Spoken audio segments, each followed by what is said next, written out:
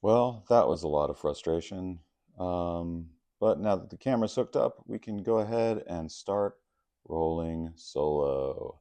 Hello, welcome to Rolling Solo, an actual play Daggerheart streaming show. I am your host, Paul. I will be the GM, I will be the player, and I will be all of the plot elements that need to be taken care of. Um, So, welcome to the show. I hope that you enjoy today. Before we get started, I feel like legally and politely, I should let you know that this product is adapted from or based on content created and owned by Darrington Press, Daggerheart Open Beta Materials, Daggerheart Press, LLC, 2024, available at daggerheart.com. Um, with that out of the way, let's go ahead and get started. Um, where are we? Auriane Chopin and Lauren Butler are in the small village of Saltwatch, specifically in the Salty Baker Tavern. It's a low-ceilinged, fairly smoky, somewhat crowded area, tavern, and inn. The town of Saltwatch is on the frontier. As you travel through Karaz, there's a large portion of western Karaz that is essentially unsettled, as much of this world is unsettled. And so this is the westernmost point of the road before we break into wilderness. And as such, this is a town that makes its living by trading goods from the wilderness back to civilization. So merchants come here, people pick up timber, they pick up furs, they pick up, exotic foods, which must be preserved and traveled quickly. And these things go east. And of course, money and manufactured goods and other clothing comes from the east to this westernmost outpost of Karaz. It's a small town, perhaps 1,600 people or so. And we're here in the Salty Baker Tavern because Auriane Chopin and Lauren Butler are pursuing a mystery. That mystery is why, as part of the mycelial network in the theocracy of Olhaldor, why has it gone dark? Why is there no communication for the attuned to this area?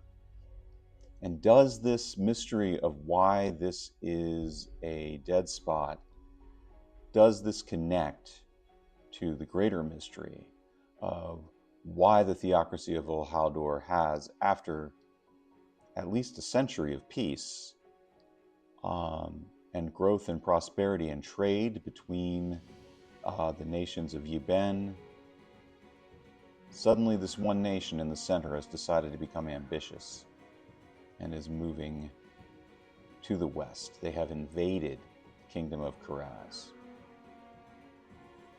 The Kingdom of Karaz and the Kingdom of Ashes saw this invasion coming, or at least believed they did, and attempted to form an alliance before this invasion took place by marrying the Princess Kolbrau Einar's daughter to a minor prince of the House of Karaz.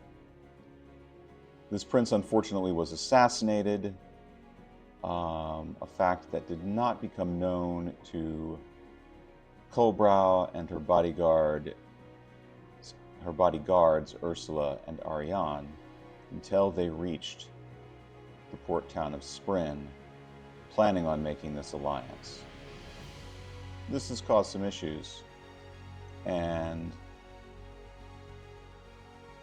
now Ursula remains at the court of Sprin with Auriane, with Kolbrow, attempting to straighten the situation out, form an alliance, get Ashes, the Kingdom of Ashes, on board with defending Faraz. And Auriane has, at the behest of the Attuned Network, joined forces with Lauren to go and investigate this mystery. So that is where we are right now. Or at least, why we are where we are right now. Where we are right now is in a game of darts.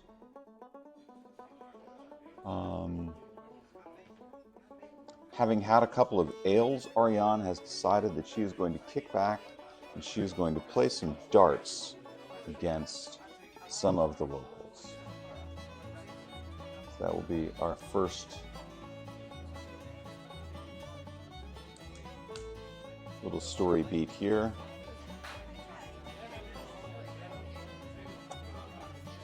Auriane approaches a group of men playing darts, a group of people playing darts. Excuse me. What is the entry to join your darts game?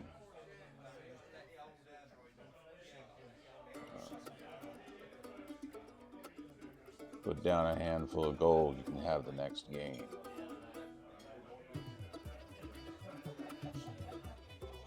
All right. Auriane puts down her handful of gold on the table. This is a lot of money, but perhaps not so much in a town that makes its living by trade.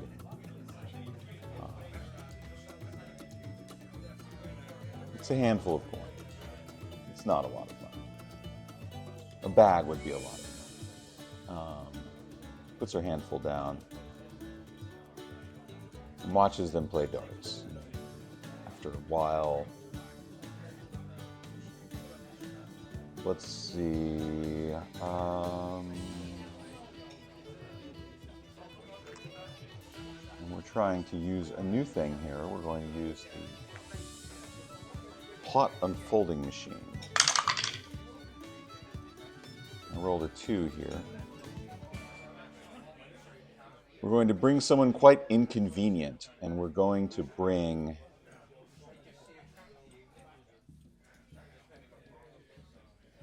a name. The name that popped into my head was Lars, so we're going to go with Lars.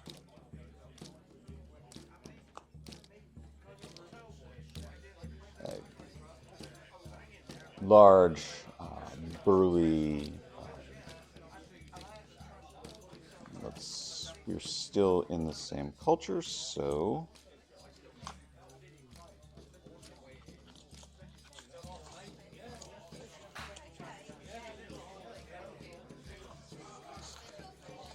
let's see.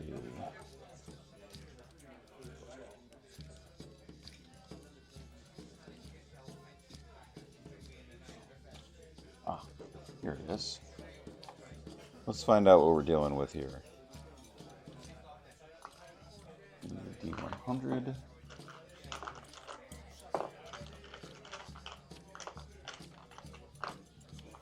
Okay, note to self. Arrange the dice, don't just have the box out.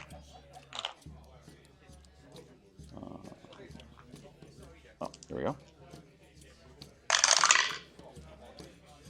41. 41 is a goblin,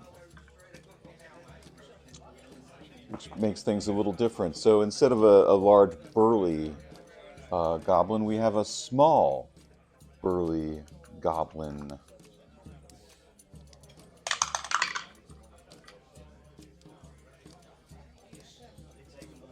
Of indeterminate gender. So this kind of small burly goblin comes up. They have rings in their ears. Their claws are decorated. They kind of come up and slap their handful of gold down. Oh, Lars, you got a new challenger for you. Well, is that so? Appears to be. Well, finish your game and we will see. And so they finished their game, and now we have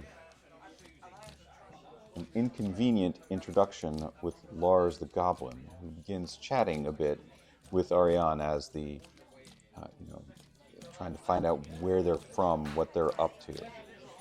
Who is this Lars? What is their we'll find out a little bit more about them as we go. I think that Lars...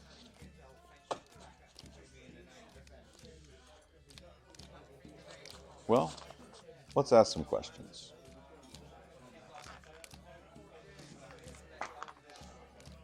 What we did was we brought someone quite inconvenient. What makes Lars inconvenient? Let's do some rolls. Let's get our hope. And today we'll do bright red for fear.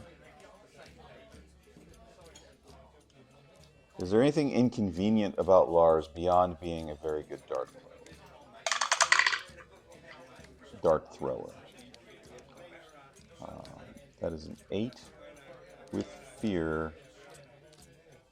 No, there is nothing else inconvenient about them. And they might even turn out to be helpful in some way. I think Lars runs, we'll find out if Lars runs the general store.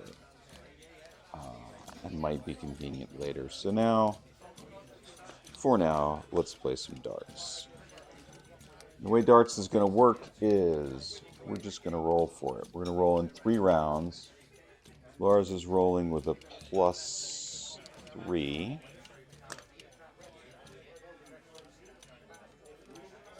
Lauren will be making, or Auriane rather, will be making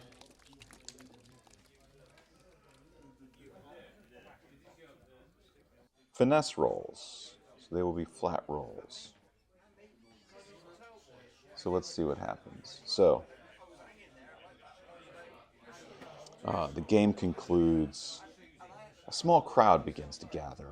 Well, everyone likes to see Lars with some victories. This kind of burly and yet somehow somewhat decorative goblin kind of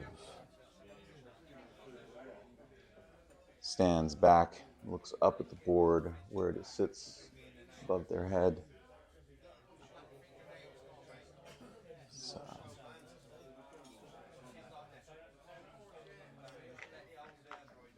I have not seen you before here, stranger.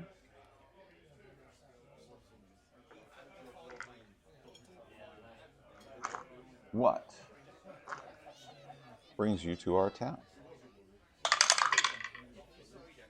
And they will throw, and they will get a 14.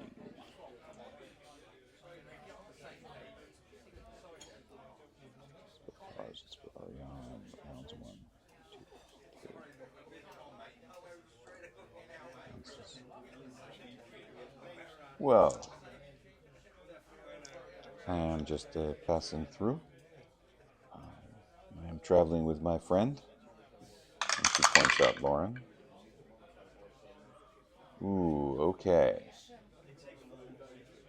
So that's a 16. And we're going to say this is a reaction roll. Hope and fear aren't going to matter in this. And so, Auriane, with the precision of a practiced warrior, just flips her 3 darts and gets a cluster that is superior to the one that Lars has gotten. This is a simpler game than we play modern. It's just points per ring. And so she gets more in inner rings than the opposition.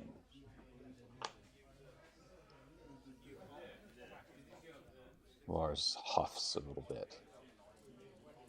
Says,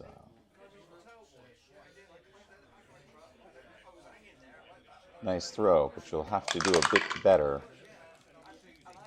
Ooh, that's a 9.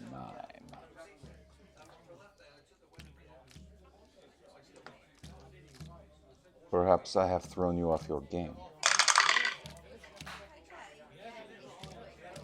That's a 17. Killing. So that's 2 rounds.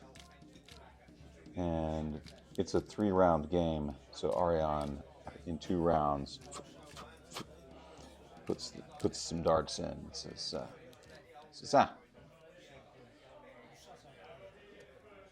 let's put double or nothing 1 round on this last roll.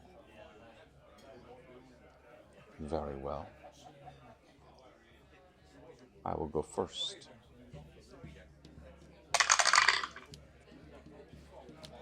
That is a 20. 12 and an 8. Yeah, 17 from Lars. 13. Auriane smiles and takes all 4 handfuls of gold back. Puts them down. So, let's see.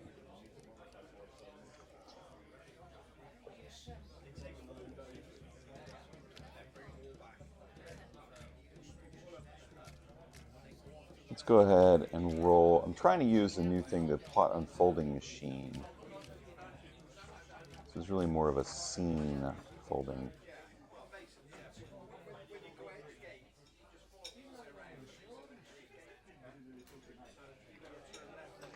Let's simply say, how does the crowd react to this? Is there a Yahoo in the crowd who starts making a big deal about this?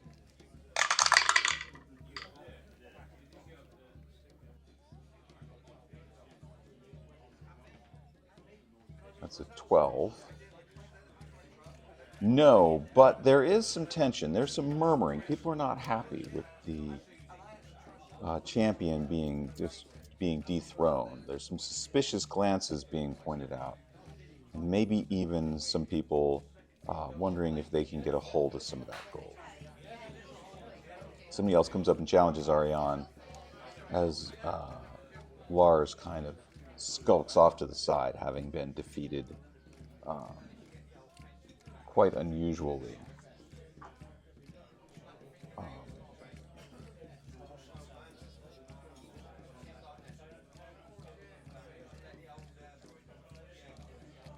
Is anything happening? Does anyone approach Lauren during this time?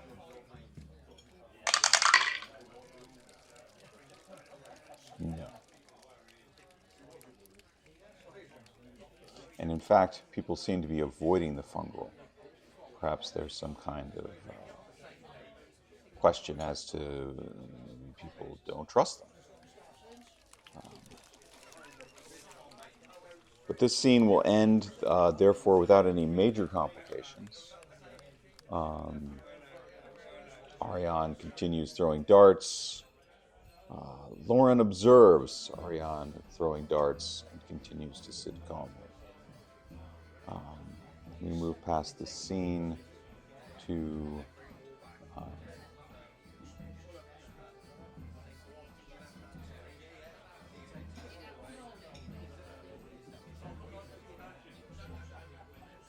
we fade out from tavern. We fade back up with Lauren leaving some coin on the table. It's now morning in the tavern. We have finished our meal. We're going to move on to the network hub.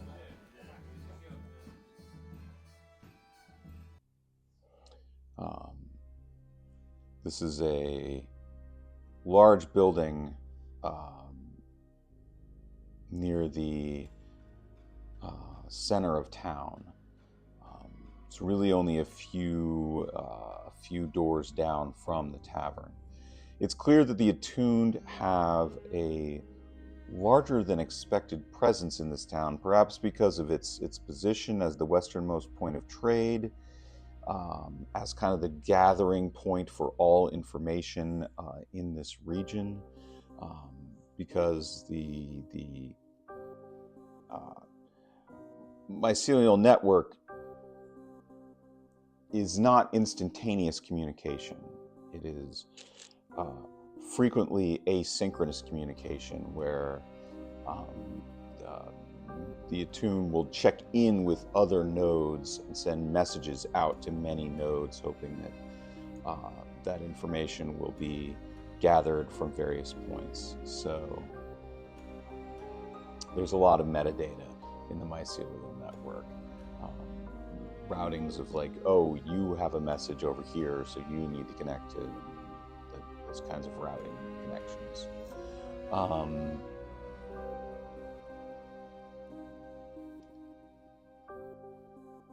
And so we're going to collect some news from the west.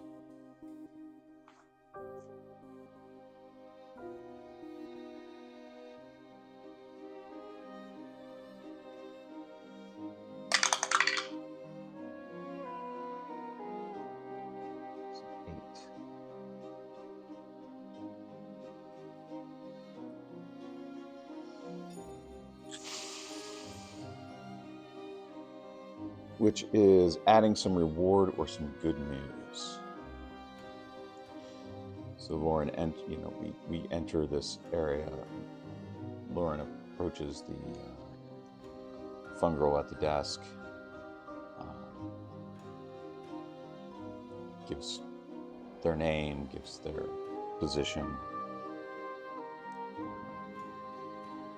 I believe you'd be expecting me, Lauren Butler. Oh, indeed. Sarah Butler, Mix Butler, we have some interesting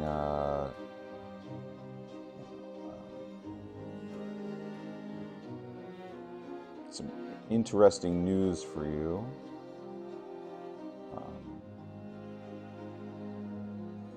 What's happening? What is this interesting news? Let's see.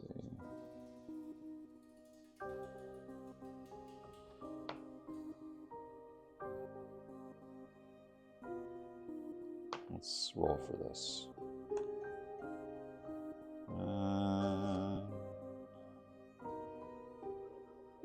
Okay. Okay. So that is a 3.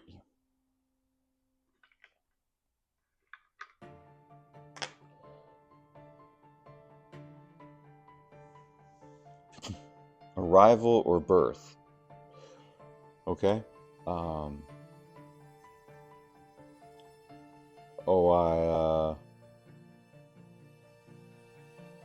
Well, that's nice. Hey. Looks like my godson got born. That is very interesting, but I guess congratulations. Indeed. Let's see what's happening with the war. Now we will roll for the army of Sprin as they attempt to hold the enemy with DC 15. We are attempting to hold the enemy at Dreckenpost.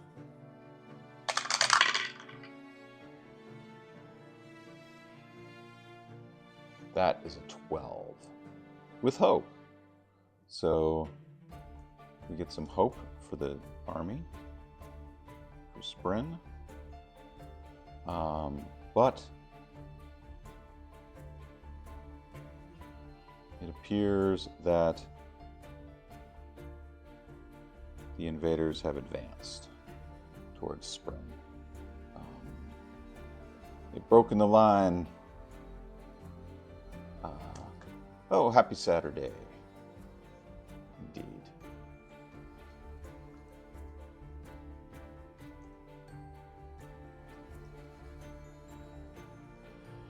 They've broken the line at Draken Post. Looks like they're heading down the road and are well on their way to Stepmaw. They're attempting to block off the roads, but they're in full retreat. And what is happening at court? Okay, 12 and a 1. That's a 13 with hope. Colbrow gets a +2. 13, 14, 15 with hope. So that's a pass. So we know that Colbrow has continues to make good use of her time. It seems that the alliance between the Kingdom of Ashes and the Kingdom of Karaz is doing quite well. And so we have that news as well. So, let's see. And let's see if we want to add a little something. Well, we've added our a bit of good news to our beat. That is our news from the mycelial network. The armies are pushing past, but Ashes is beginning to move troops onto ships, and those troops will be arriving in Spring at some near time. So that will be something we'll add to our plot sheet.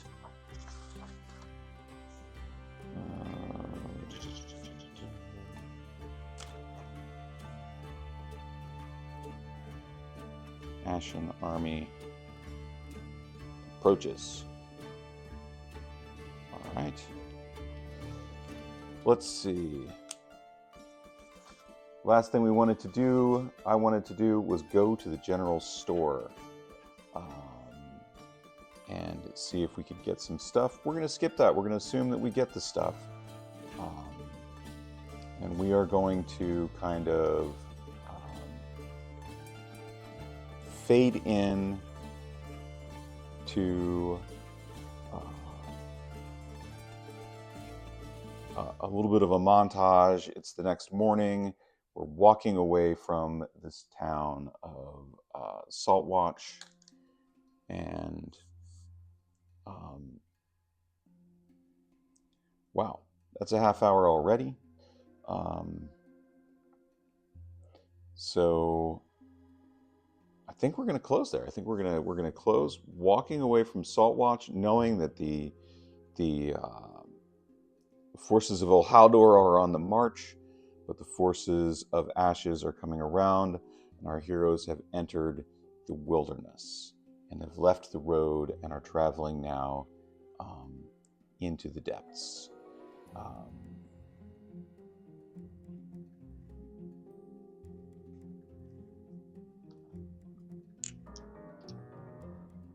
Should we run an encounter? Oh, hell yeah, we should. Okay. And so a complication that's going to happen to our good friends is that they are going to have a fight. We have an action tracker.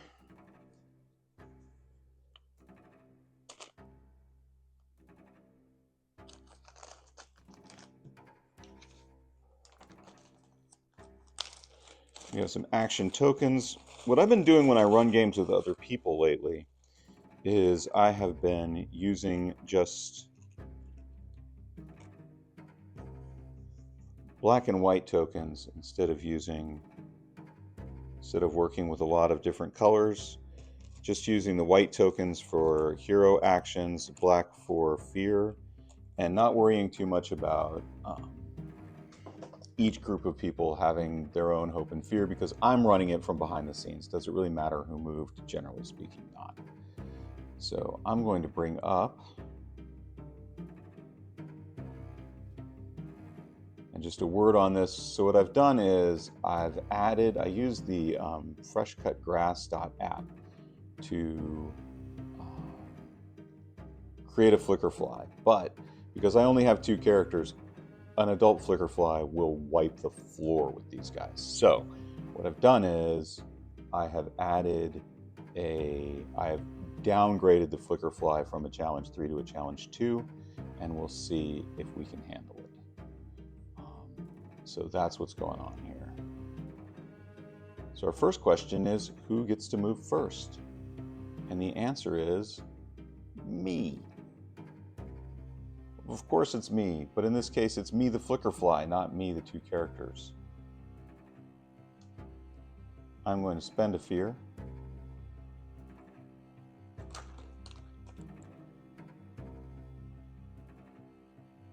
And the flicker fly is going to take an attack. So the first thing our characters find out, they hear a buzzing sound, and suddenly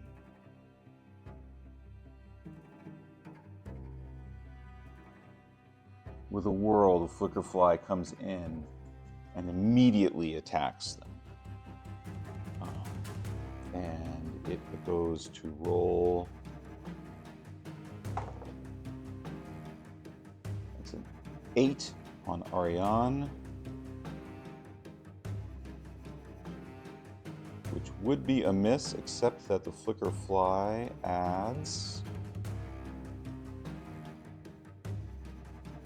Flicker fly is a +2, so that's an 8, 9, 10. That's a hit. Going up against Lauren. That's a 9, 10, 11. Meets it, beats it. So that's 2 hits, and on 2 hits, we get 2d10 plus 6 physical damage. So let me go ahead and roll that.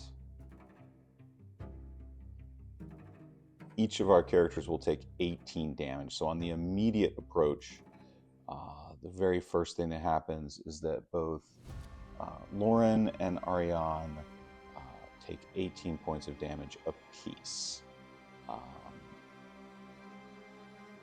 Now, in order to do that, I had to spend another fear to get 2 action tokens. So I spent 2 fear on that 1 attack. So I have 1 fear left, and it's time for our characters to go. So let's total up our damage here. 18 points is severe to Lauren. Can this damage be...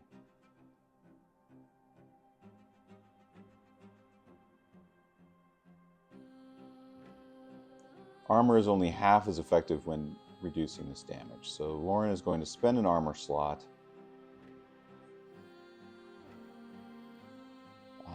Which will reduce that 18 by 2 instead of 4, making that a 16, making that major damage. So Lauren immediately takes major damage. Auriane. That is major damage for Auriane. She will just take that major damage. And then it is time for our characters to go.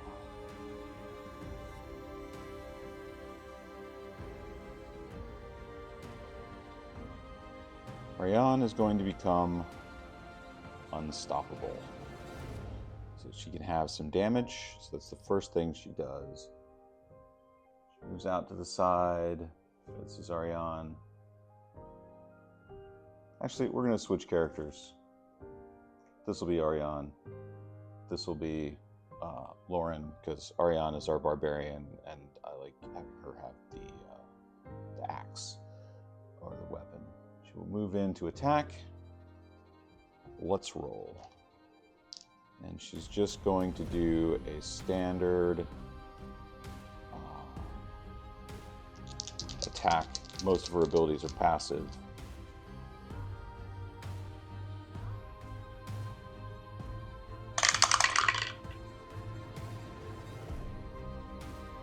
Oh, not quite. Not quite.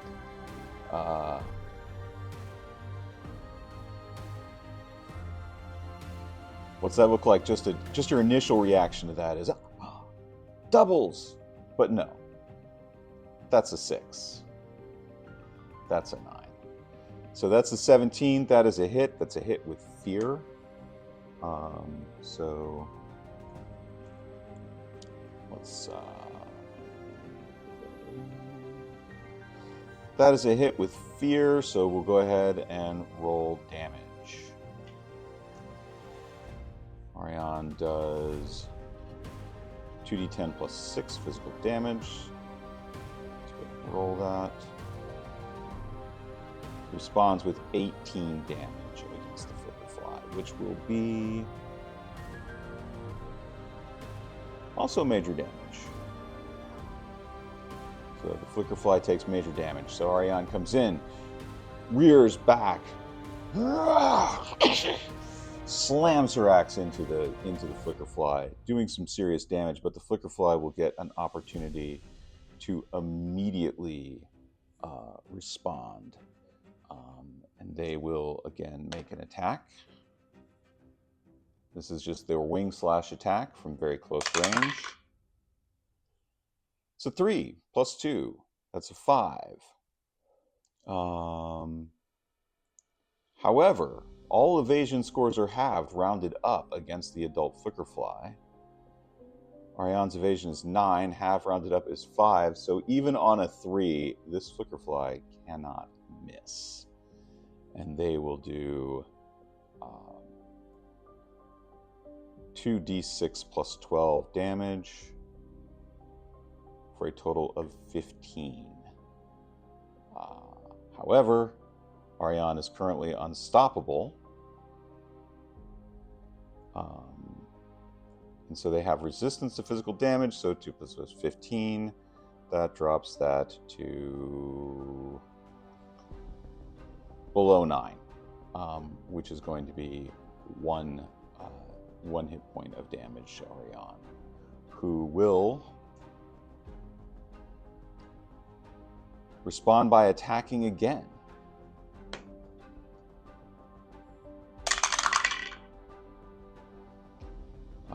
That is a 12 plus 3 is a 15. That is the difficulty, but is again a 15 with fear. She will roll 2d10 plus 6 physical damage.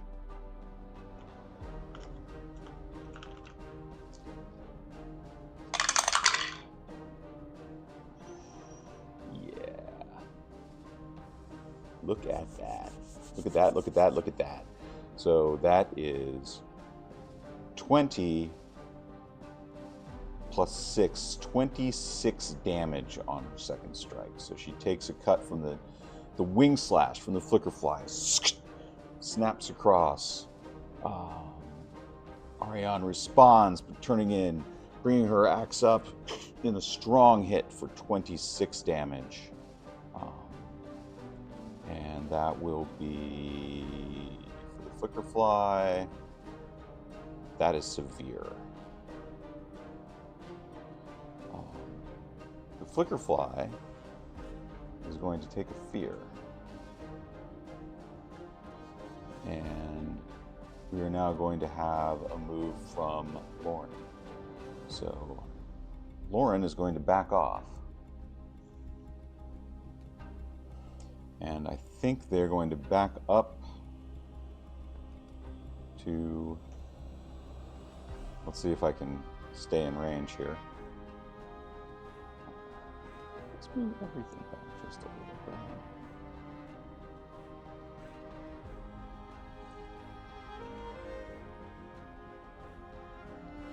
She's backing up out of close range with the flicker fly, and will... Let's use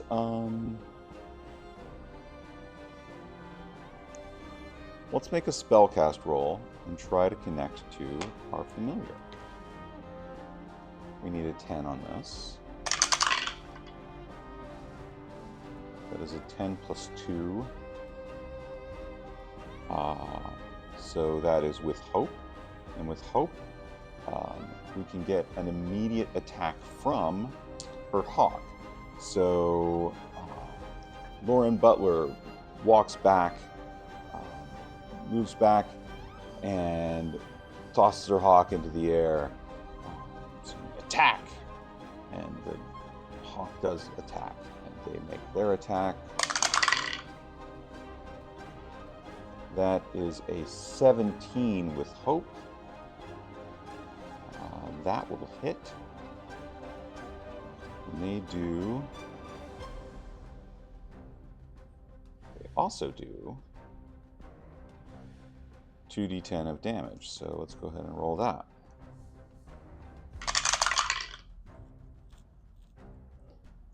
That is 8 plus 3, 11 damage,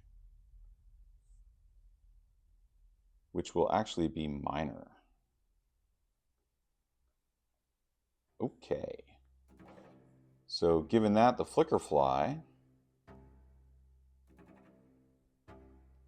has been damaged. They are going to spend a fear to create a magically dazzling... Nope. They are going to do hallucinatory breath, which they should have done already. They breathe hallucinatory gas onto all targets up to far range. That's a single action. I'm spending a fear to take initiative back. Everybody needs to roll a 17. So let's go ahead and roll for everybody. Here we go. Auriane rolls to save against hallucinatory breath. There is no modifier that could possibly make that work. Lauren rolls against hallucinatory breath. Also not going to make it. And the hawk rolls. The hawk, that's 11 plus 5 is 16. The difficulty for this one is 15, not 17. So the hawk makes it. The hawk saves. So that's good. But Auriane loses all hope. Butler loses all hope.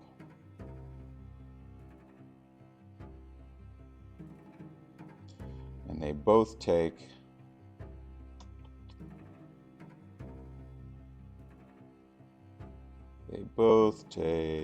3d8 plus 3 magical damage, which would in this case be 20, and this cannot be reduced by armor. So that is a severe hit to Auriane. And that is a severe hit to Lauren. So let's see. So that was one action.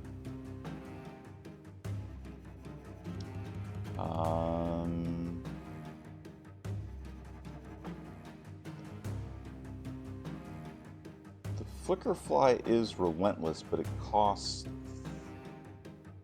may activate 3 times in 1 GM move, so I can only activate Relentless 1 time.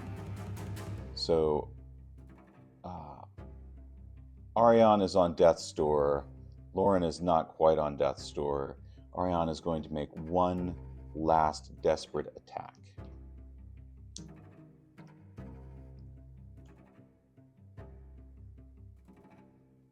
Let's see what happens. It's a 15. Auriane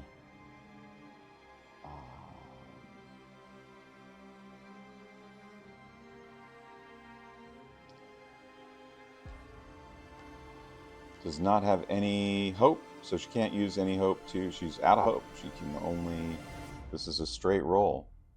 She needs a 15.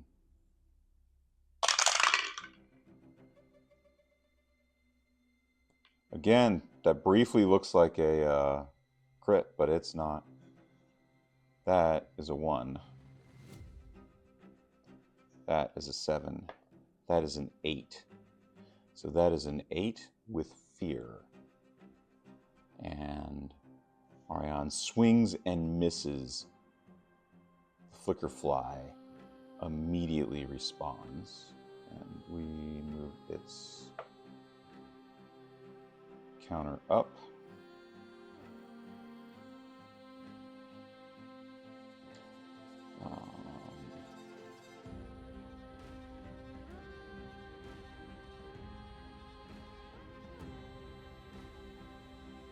Flicker fly is just going to do a wing slash.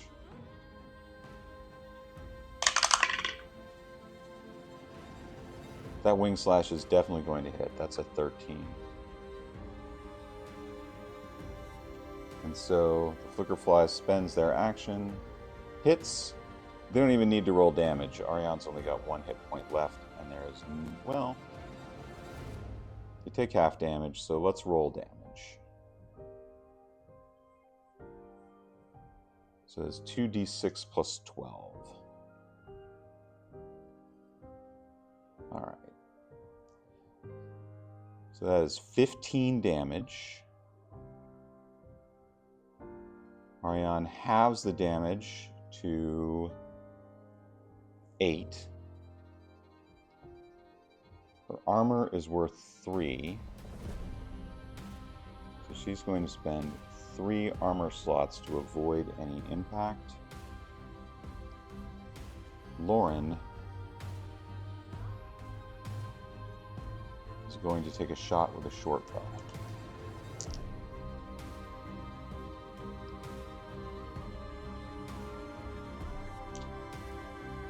Needs a 15 here. That is a 15. Actually, it's a little bit more than a 15 because the short bow is plus 3. So it's 15, 16, 17, 18. With hope. So from the background, Lauren, seeing Auriane takes this shot, manages to block the shot slightly. Lauren takes her bow and takes a shot from a distance and does 2d6 plus 3 damage. Let's roll actual physical dice here. That's a 2 and a 3 for 5 for 8. So that is 8 damage, and that is going to be a minor hit, but our flicker fly only had 1 hit point left. So, with Auriane on death's door, taking that last wing blade shot, using her axe to deflect it, it cuts into her armor. She falls back. As she falls back, over her shoulder, an arrow comes whizzing in and kills our flicker fly dead. And that is going to be the end of that encounter.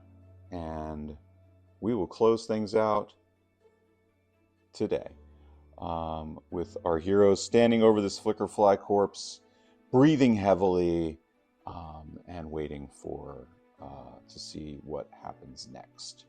So that was fun. I've been really wanting to, the combat was a little enforced, but really I've been wanting to run that combat for a while, so I'm glad I did. It was neck and neck there. That'll do it for this episode of Rolling Solo.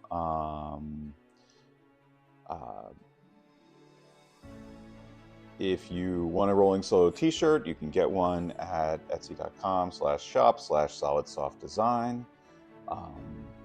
And next time we will continue traipsing through the wilderness and possibly find out some more about whether or not how the army of Ol Haldor is doing, how is the Alliance moving, and how are our heroes doing on their march into Ol Haldor. So thank you very much, and Until I see you again, keep rolling.